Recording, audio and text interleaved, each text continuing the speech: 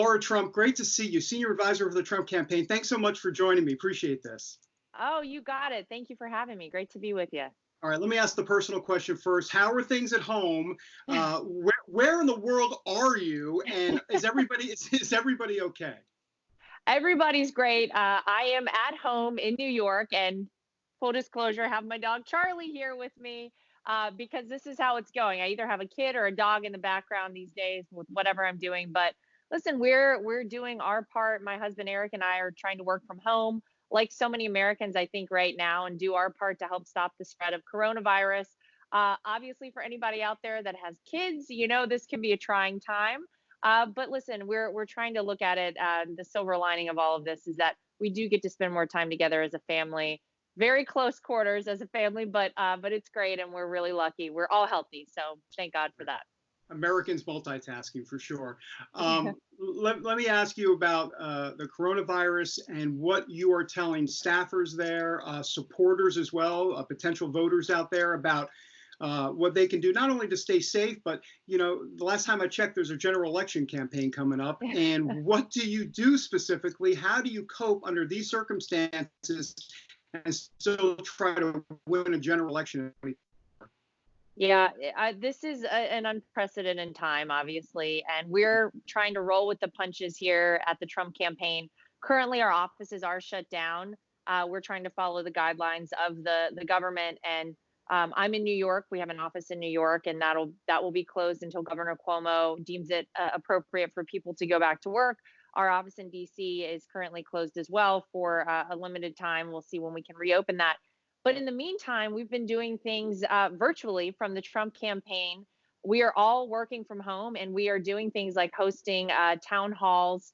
We have had a women's town hall that we've had scheduled now for about a week. So Kayleigh McEnany and I, participants in that. And we're going to do more things like that to try and connect across the country with our voters and people that want to support this president. We're still encouraging our volunteers out there to keep doing what you're doing.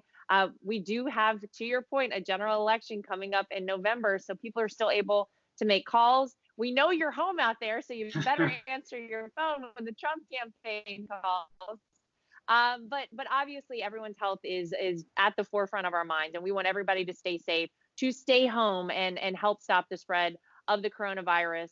That said, I think the interesting thing is you haven't heard much from Joe Biden or Bernie Sanders throughout this whole process during the coronavirus. They've tried to stay relevant, but I think you're seeing the strong leadership from President Trump, and it's going to be really hard come November to push back against that. Well, Laura, I was going to ask you about that. When we have heard from Joe Biden just recently, the last time I checked, he was talking about the National Guard twice in the middle of a 10-second sentence. In other words, he's had some stumbles along the way. He himself calls himself a gaffe machine. How will this work for you guys? In other words, how do you attack or go after a Joe Biden in the general election? Well, I'll tell you, David, I don't even know if we have to do much. I think Joe's doing it himself in many cases. I mean, it actually, in some ways, I think is a little bit sad to see. It's almost like someone who's kind of past their prime, still kind of maybe being pushed out there by other people. I'm not totally sure what the situation is, but it's not lost on many people in this country. Mm-hmm. The fact that Joe Biden probably is not as sharp as he used to be, if you can even call him sharp at all. So I think a lot of people wonder cognitively, is Joe Biden okay? And we question that every time we see him take the stage. So as we head towards November, prior to coronavirus, I think if Joe Biden is the nominee for the Democrats, which by all accounts, it looks like they've really propped him up and pushed him out there and made him their default nominee. They've tried to do the same thing to Bernie Sanders they did in 2016 and push him out of the way.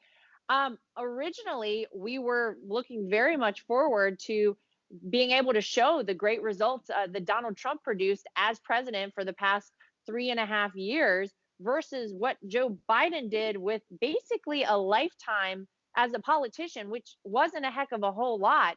Now, as we're looking at the president's response to the coronavirus and we're seeing his great leadership, you see that there are polls out there that are showing that the vast majority of Americans highly approve of the way the president has handled the coronavirus. We're obviously in unprecedented waters. We've never been here as a country.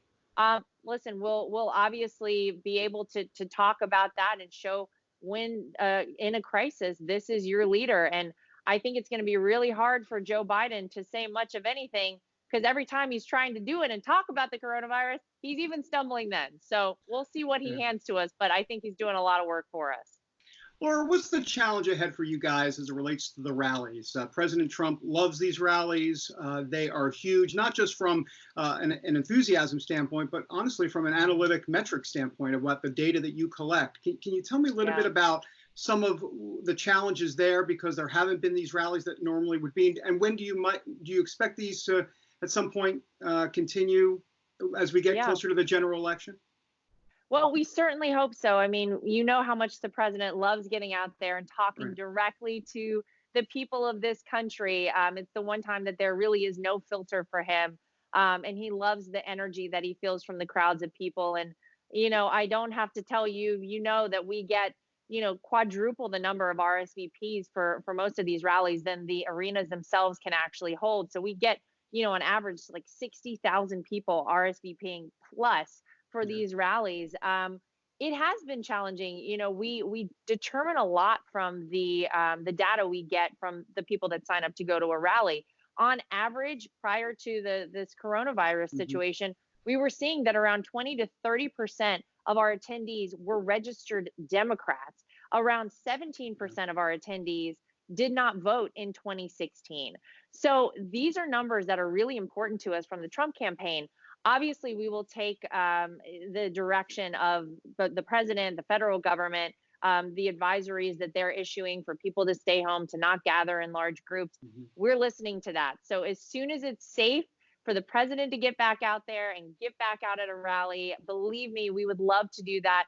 But obviously, the health and safety of everyone in this country is our top priority. But we certainly do miss getting all the great information that we do gain from the rallies, our voter contacts, the people that we're able to reach out to and ask to donate to the president's campaign, or make sure you get out and vote, make sure you're registered to vote.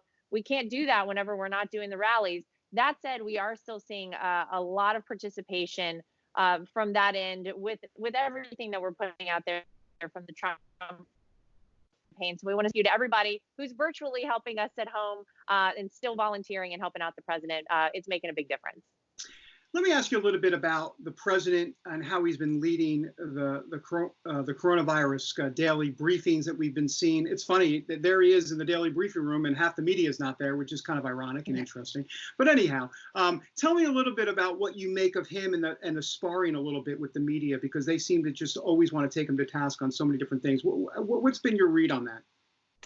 Well, it's got to be really challenging. I mean, think about finding yourself in the president's shoes. A month ago, nobody had any idea that this coronavirus was going to be the situation that it is in this country. If you would have told us 3 or 4 weeks ago that most of the country was going to be asked to stay home for several weeks on end, that most of our economy would be shut down, businesses shut down. I mean, it's unheard of. So the president really is walking a fine line between making sure that the health of people in this country is obviously at the forefront, but he also doesn't want to totally shut our country down for an indefinite period of time. We cannot sustain something like that. No country can. He's doing everything he can. He's working around the clock. And then you have these reporters in the briefings asking him the same question 10, 20 times in a row. Sometimes it seems like you hear the same question over and over again. He gets frustrated by it. So it's hard to fault him, I think, for being a little bit testy with people and pushing back on them. I think he's doing such a great job. He will get criticized, David, no matter what he does. You saw that about a month and a half ago, 2 months ago, he made sure that people from China who had been in the areas of China that were affected by the coronavirus before it was even a thought here in the United States weren't able to come here. Of course, he got criticized for that. He gets criticized for calling it the Wuhan virus. It originated in Wuhan, China. I mean, this is crazy that these are the kind of things that they're trying to hit him on. But sometimes it seems like, by and large, the leftist mainstream media is desperate to attack this president, even in the face of a crisis like this, even whenever it really seems like he's doing such a great job to the majority of Americans. But listen, he's a fighter. He's going to fight back. He's going to stand up for himself. He's going to stand up for this country and the team of people, by the way, who are working around the clock to keep this country safe, to pull us out of this situation. He's fighting for them too, because they're also feeling, I think, a little bit like maybe they're being attacked as well. So you can't fault him for that. No, I got to tell you, I think there was someone who said about criticism of Donald Trump by the media. It's like even if Donald Trump cured cancer, the headline would be in the New York Times, Trump puts doctors out of business. So something along those lines. But let me ask you a little bit about women in the suburbs, suburban women. We've heard a lot about it. Here's the mainstream media narrative. I don't need to tell you, oh, he's going to have trouble. The president's going to have trouble in the suburbs with women, independent women, all of that. What is your read on all of that? What's the response to that? I know you have the Women with Trump rallies and virtual town halls and all that. How do you combat that? I know there's a record to combat that, but how do you combat the narrative that's out there, because you have the media pretty much perpetuating that every single day? Well, I mean, for me, I'll tell you, I am shocked everywhere I go by the number of women specifically who come up to me and talk about how much they love this president. We had several Women for Trump bus tours that we had set up that have been postponed until it's safe for us to be out there.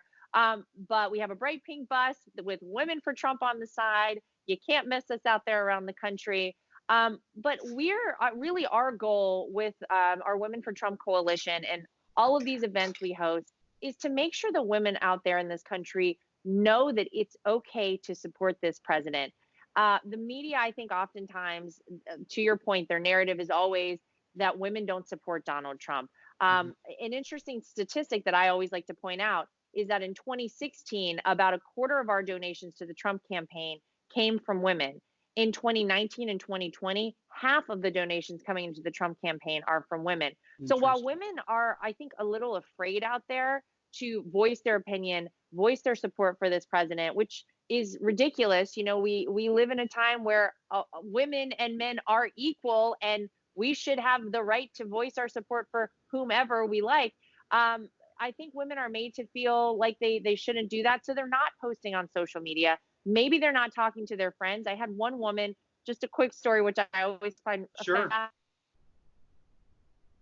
She's been walking with this same friend of hers. She lives in California for about 25 years. Every day they go on a walk to work out together. She said this friend of hers, she wasn't sure whether or not this person supported Donald Trump. So they never talked about it. She's terrified to tell this person. I'm like, this is crazy. This is the president of the United States. But I think a lot of women can relate to that out there. So our message is it's okay to support President Donald Trump. The second you start talking about your support, an interesting thing happens. I think women all across this country and men alike feel this way. You go out to dinner with people that maybe you haven't, known very long. And the second one person breaks the ice and says something positive about Donald Trump, then everybody joins in. Oh, we love the president. He's so great, this and that. Right. So we want to encourage people to do that out there. You know what? You might be able to change somebody's mind who maybe heard something on the news that wasn't true. The president calls it fake news. There's a lot of it out there about this president. It's up to all of us to talk about the things he's done, why he's so great for this country, and why we need him for 4 more years. Lara, as we wrap up, I've known him for 10 years. You've known him longer. But what I've noticed, though, is that just like all of these politicians who love to kiss babies in public and show the softer side, he's the exact opposite. He'd rather show the softer side in private and be the law and order tough guy in public. I'm wondering what your thoughts about him and the man that you know, and that the media tries to stereotype in a certain way. Well, you're right. I always wish that more people knew the side of Donald Trump that I know. Obviously, having 2 kids of my own, I can tell you that he is an awesome grandfather, and he doesn't get to see his grandkids nearly as much as he would like. The first thing he asks me every time I see him, how are Luke and Carolina? How's everybody at home? He cares so much about this country. And I think oftentimes people forget that. People forget that this is a man that didn't need to do this job. Right. He had a great life before becoming president. Everybody, by and large, liked Donald Trump. Hollywood, mainstream media. He was a person that a lot of people went to get his opinion about things. on both sides of the aisle. So by running for president, he knew what he was taking on. He knew that he was in for a fight. But I can tell you, he does this because he cares so much about this country, to make sure this country is set up properly for his grandchildren and their peers and future generations. This is a country that was really close, I think, to being lost. And I think a lot of people understand that, and they felt that in 2016. And it needed tough love. We needed somebody like Donald Trump to come in and maybe say things differently than we wanted to hear them. No sugarcoating, no buttering things up, but giving it to us straight and doing what needed to be done. But he's a guy that really cares, that loves his family like all of us, loves spending time with us. None of us get to see each other as much as we'd like, but I'll tell you, when we're all together, we have some of the greatest laughs, and he is truly one of the greatest storytellers I've ever met in my life.